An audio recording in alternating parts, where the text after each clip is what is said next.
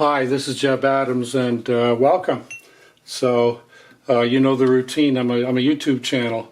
I need viewers, likers, subscribers, commenters, and hitters of the notification bell. We got that out of the way. Thank you. So, welcome again. I had a recent inquiry from another wonderful viewer at Jeb Adams' channel.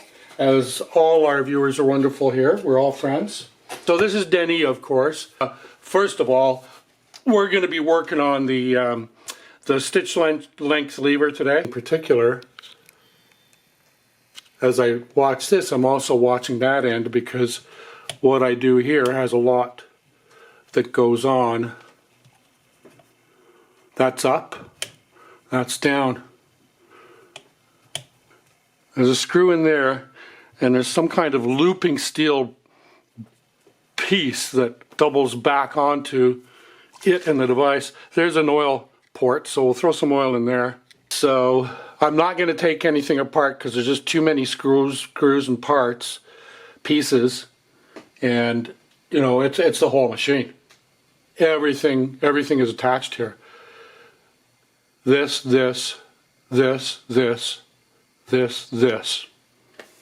You know, that's the whole rigging for the bottom of the machine.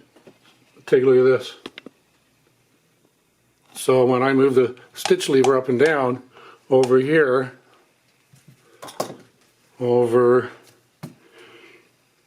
we see the feed dogs going back and forth. And all that connecting gear, there's a lot of stuff there. There's a lot of possible reasons why the viewer's stitch length lever is not working correctly.